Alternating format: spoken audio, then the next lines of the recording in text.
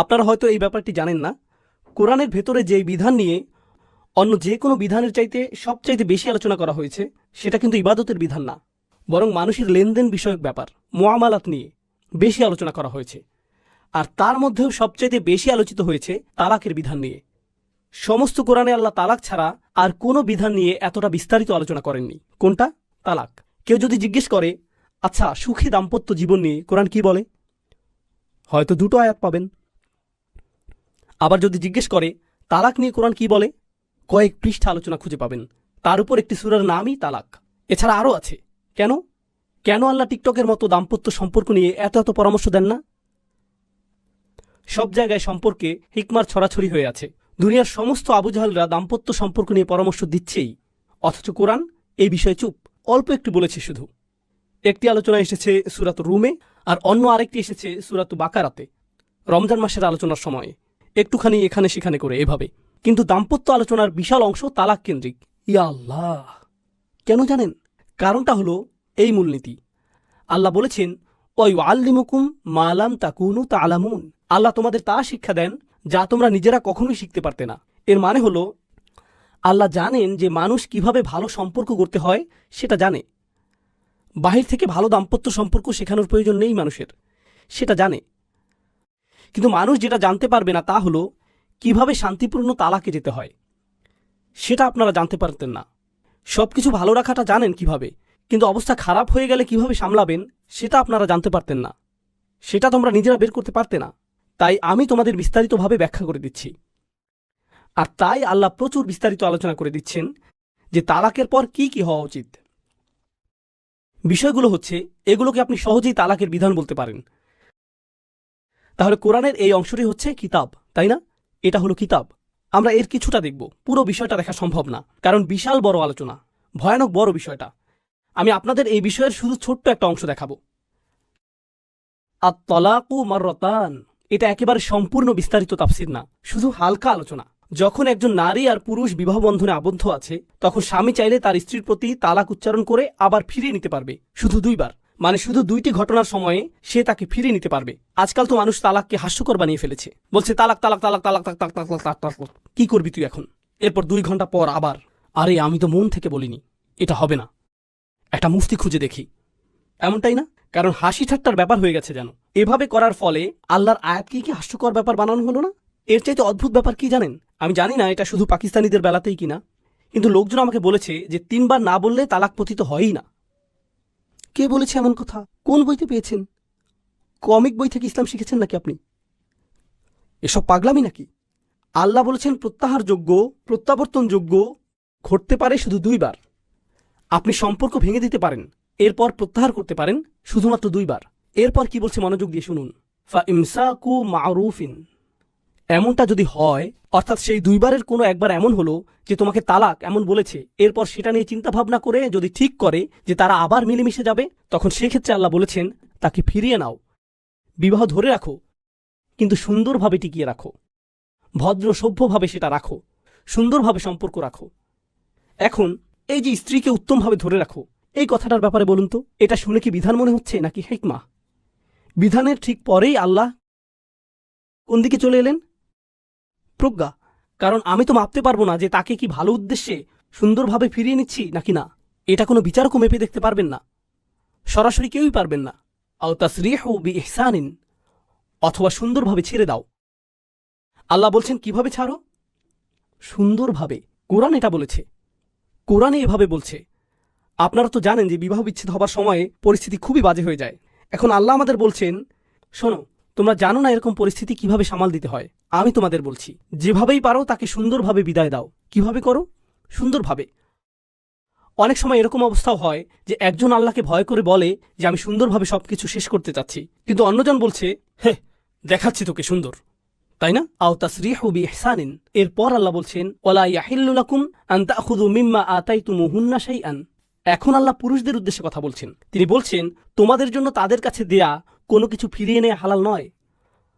অর্থাৎ ধরুন আপনি তাকে গাড়ি দিয়েছেন, কোনো আংটি দিয়েছেন, বা কোনো নেকলেস উপহার দিয়েছেন, বা PS5 দিয়েছেন তাকে। আসলে এই PS5 নিজের জন্যই কিনেছেন, কিন্তু তাকে বলেছেন যে আরে এটা তো তোমারই ঈদ উপহার, মানে অফিসিয়ালি এটা তার ঈদের উপহার, কিন্তু কি আপনি শুধু খেলে খেলে রাখছেন যেন খারাপ না হয়ে যায়। সচল রাখছেন।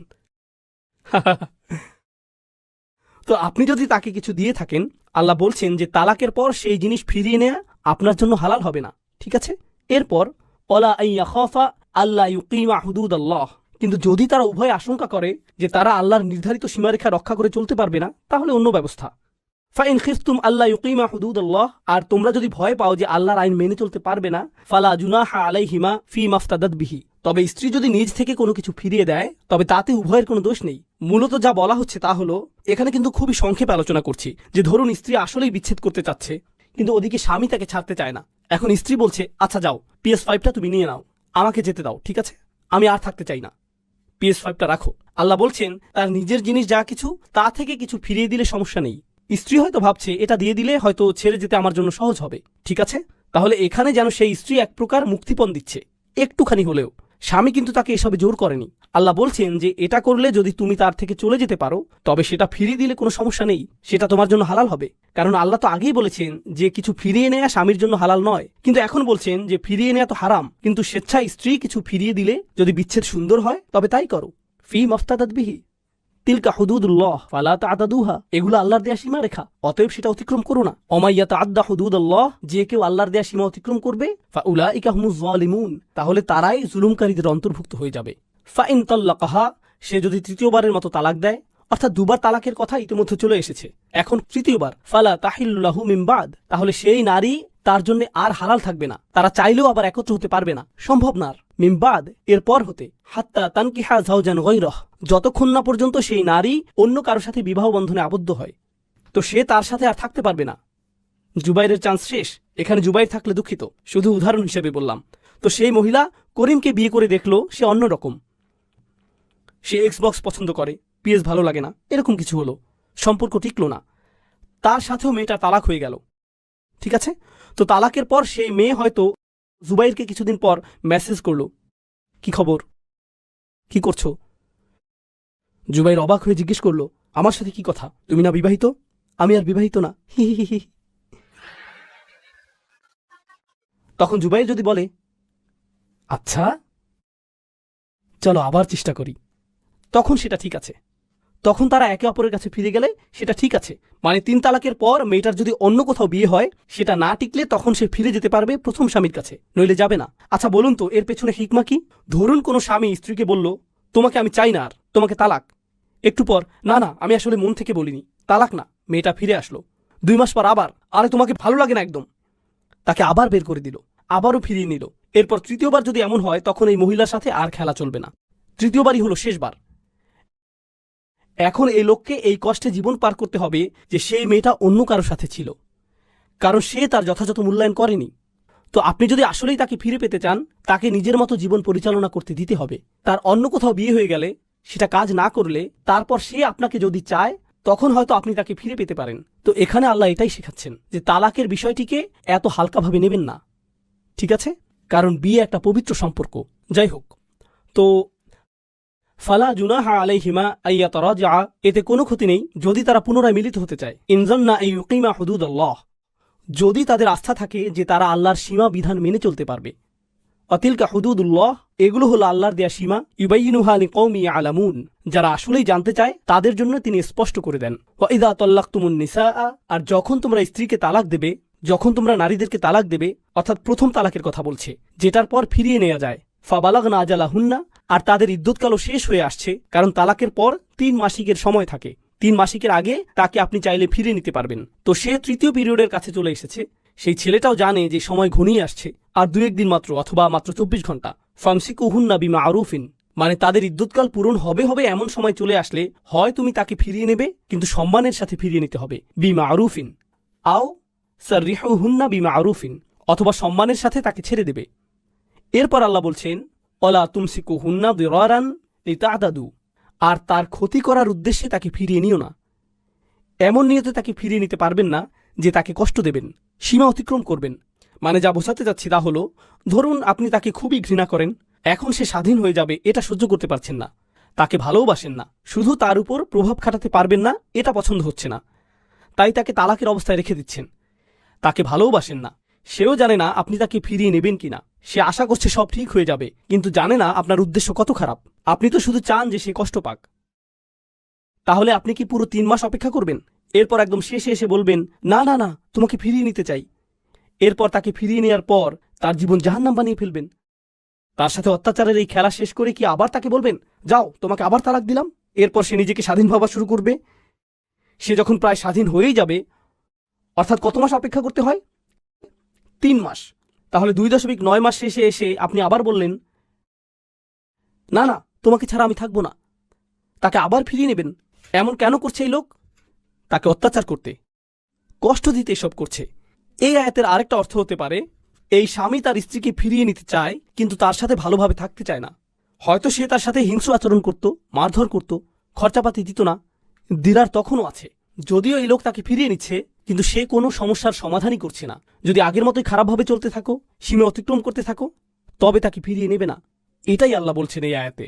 এখন শুনুন, অমাইয়াফআল যালিকা ফাকাদ যালামা নাফসাহু। আর যেই এমন করবে সে নিজের প্রতিই জুলুম করল।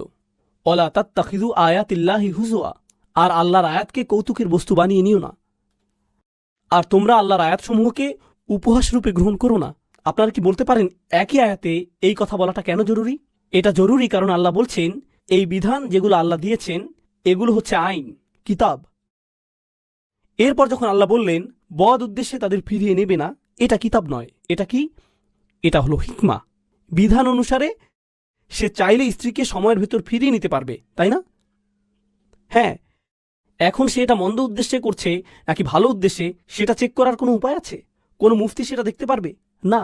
সে নিজেই জানে তার উদ্দেশ্য কি, আর কেউ জানে না। তাহলে দেখা যাচ্ছে আপনি চাইলে আল্লাহর কিতাব ব্যবহার করে আল্লাহর বিধানের ভিতরে থেকেও মন্দ কাজ করতে পারেন, কারণ আপনি হিকমা নষ্ট করেছেন।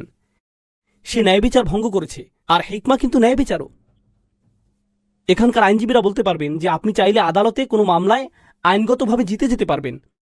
আইনিভাবে হয়তো জিতবেন, কিন্তু নৈতিকভাবে নাও জিততে পারেন। আইনি জেতা জিতেছেন, কিন্তু নৈতিকভাবে জিতেননি। বুঝতে পারছেন? তো সে তাকে ফিরিয়ে নিচ্ছে বিধানগতভাবে, হালাল, নৈতিকভাবে ঠিক না বেঠিক। তো এখন আমরা বুঝতে পারছি যে কিতাব মানে বিধান, আর হিকমা হলো নৈতিকতা। বিধান আর কি? নৈতিকতা। আর কোরআন এই দুটোকে একত্রিত করে ফেলেছে। আপনি দুটোকে আলাদা করতে পারবেন না। এখন আমাদের উম্মতের কি হয়েছে?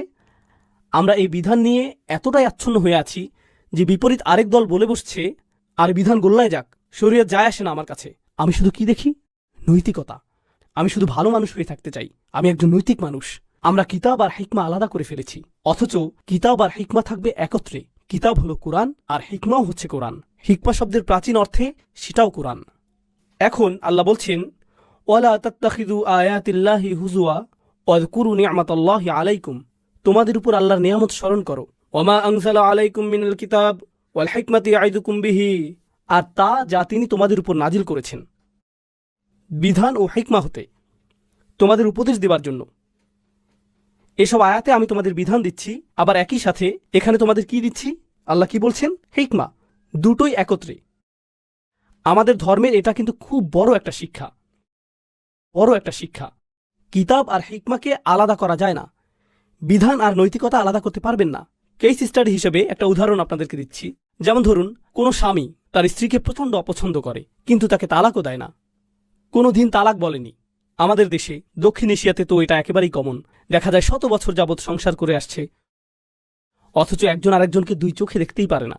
এমনকি তাদের সন্তানরাও অবাক, আপনারা একজন আরেকজনকে এত ঘৃণা করেন, একসাথে কিভাবে থাকেন? সারাক্ষণ ঝগড়া, গন্ডগোল, কি অবস্থা! প্রফেশনাল বক্সারদের মতো অবস্থা, কষ্ট পেতেই ভালোবাসে। হ্যাঁ, তো যাই হোক, ঘটনা কি হলো? লোকটি মৃত্যুশয্যায়, সে এখনই মারা যাবে। স্ত্রী পাশে বসে আছে, কিন্তু সে তো স্ত্রীকে পছন্দ করে না। তো মরে যাবার ঠিক 2 মিনিট আগে সে স্ত্রীকে বলে, এই শোনো, তোমাকে তালাক দিয়ে দিলাম। মরে যাবার 2 মিনিট আগেই তাকে তালাক দিয়ে দিল। তাকে তালাক দিলে কি হবে? সে সম্পত্তি আর পাবে না। বুঝতে পারছেন ব্যাপারটা? এখন মৃত্যুর অল্প কিছুক্ষণ আগে স্বামী যদি স্ত্রীকে তালাক দিয়ে দেয়, এটা কি বিধিসম্মত নাকি না? হ্যাঁ, এটা তো লিগ্যাল।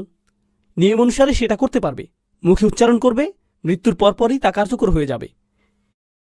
কিন্তু এটা কি হিকমতের লঙ্ঘন হলো না? একদম ঠিক। এ কারণেই অতীতের ফকিহগণ বললেন যে এটা করতে দেয়া যাবে না, কারণ যদিও এটা দেখে মনে হচ্ছে কিতাবের ভিতরেই আছে, কিন্তু সেটা হিকমতের বিপরীত। বুঝতে পারলেন? তো আরেকটা কেস দেখাচ্ছি। একজন লোক তার ওসিয়তনামা লিখল। তো তার সেই ওসিয়তে সে লিখেছে, আমার সম্পত্তির এত অংশ যাবে দান সাদকায়, এত অংশ যাবে এখানে ওখানে।